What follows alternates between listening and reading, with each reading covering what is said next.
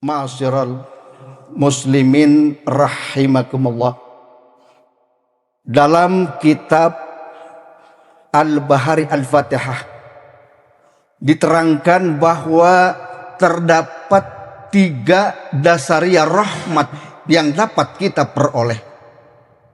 Sebagai rahmat yang pertama disebut rahmat sogir atau rahmat kecil, yakni seperti diberinya kita nikmat hayat atau nikmat hidup, diberinya kita nikmat materi, apakah dalam bentuk makanan, pakaian atau perumahan, dan kenikmatan-kenikmatan lainnya, terutama nikmat sehat wal afiat.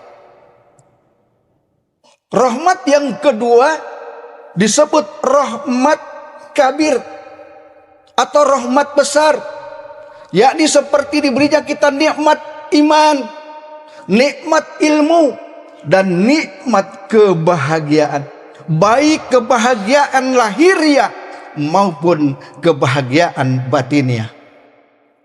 Dan rahmat yang ketiga disebut rahmat kamil atau rahmat sempurna, yakni suatu nikmat yang sama-sama kita dambakan, yaitu nikmat kelak kita menjadi penghuni surganya Allah Subhanahu wa ta'ala.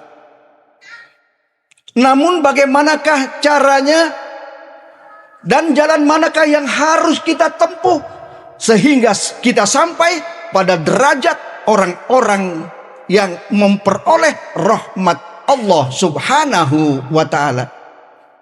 Ma'asyiral mu'minin rahimakumullah. Dalam surat Al-Baqarah ayat 218 Allah Subhanahu wa ta'ala berfirman, A'udzu billahi minasyaitonir rajim.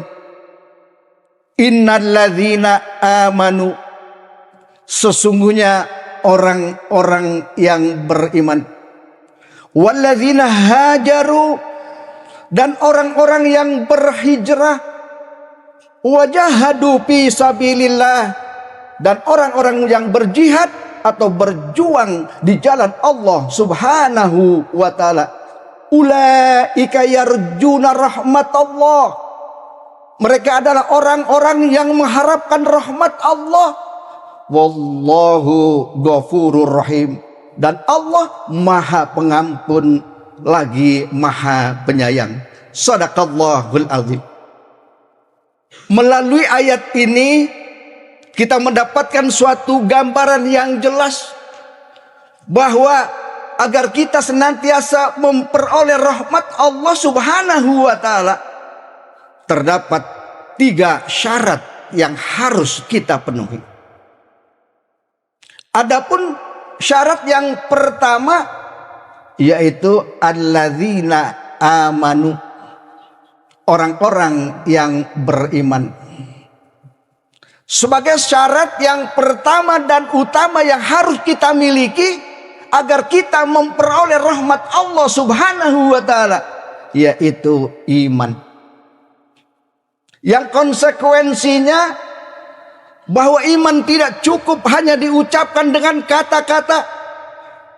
Iman tidak cukup hanya dibenarkan oleh hati. Akan tetapi iman harus dimanifestasikan dengan amal-amal soleh. Iman harus direalisasikan dengan amal-amal kebajikan. Dengan kata lain, antara takriru bil lisan, apa yang kita ucapkan dengan kata-kata, wa tasdikun bil qalbi, dan apa yang kita yakini oleh hati, wa yaf'alu bil arkan, dan apa yang kita lakukan dengan perbuatan, harus merupakan satu kesatuan yang utuh yang tidak dapat dipisah-pisahkan antara yang satu dengan yang lain. Lalu syarat yang kedua, alladzina hajaru, yaitu orang-orang yang berhijrah. Hijrah dalam arti hijrah mental, hijrah moral, dan hijrah akhlak. Oleh karena itu dengan iman yang melekat pada diri kita, kiranya harus mampu mengupgrade diri kita. Kiranya harus mampu membenahi diri kita. Misalnya yang semula sholatnya Senin Kamis, alias kadang-kadang sholat, kadang-kadang tidak sholat. Mari kita jadikan sholat yang 5 waktu. Yang semula sholatnya masih sebatas ala sajadah, sholatnya masih sebatas masjid atau musola, mari kita amalkan jiwa ibadah sholat dalam kehidupan sehari-hari. Baik dalam kehidupan berkeluarga, kehidupan bermasyarakat, maupun kehidupan bernegara. Pendek kata, dimanapun kita berada, kita harus menjadi orang yang soleh. Yang semula masih melakukan perbuatan-perbuatan yang berbau maksiat, kita ganti dengan perbuatan-perbuatan yang maslahat dan manfaat.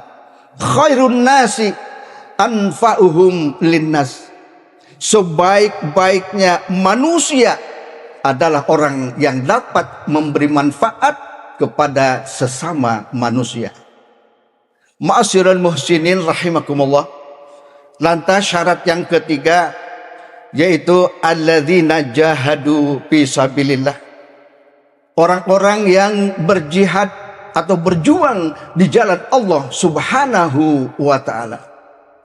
Kriteria berjuang di jalan Allah Subhanahu wa taala dapat kita lakukan melalui kegiatan yang bersifat duniawi. Kita terjun di masyarakat, apakah sebagai pengurus RT, pengurus RW, tokoh masyarakat, DKM masjid, sepanjang dilandasi amar ma'ruf nahi munkar, sehingga tercipta suatu lingkungan yang kondusif, tercipta suatu lingkungan yang aman, tentram, kertor harjo. Itu namanya jihad fisabilillah. Lebih-lebih apabila kita telah mampu berlomba-lomba untuk memakmurkan rumah-rumah Allah, berlomba-lomba untuk memakmurkan rumah-rumah ibadah. Secara fisik material kita turut membangun masjid atau musola sehingga nampak indah dan megah, serta terpelihara kebersihan dan kesuciannya. Secara mental spiritual kita turut menyemarakkan masjid atau musola dengan sholat berjamaah, dengan kegiatan majelis taklim dan kegiatan-kegiatan lainnya yang semata-mata hanya mengagungkan kebesaran Allah Subhanahu wa ta'ala. Man bana fid dunya banallahu baitan fil jannah. Barang siapa yang membangun sebuah masjid di dunia, maka Allah akan membangunkan baginya sebuah istana di surga. Ma'asyiral muttaqin rahimakumullah. Mudah-mudahan kita termasuk hamba-hamba Allah yang selalu beriman, yang selalu berhijrah, dan selalu berjihad atau berjuang di jalan Allah Subhanahu wa ta'ala, sehingga kita benar-benar memperoleh rahmat Allah Subhanahu wa ta'ala, baik dalam rangka meniti kehidupan di dunia maupun dalam rangka meniti kehidupan di akhirat.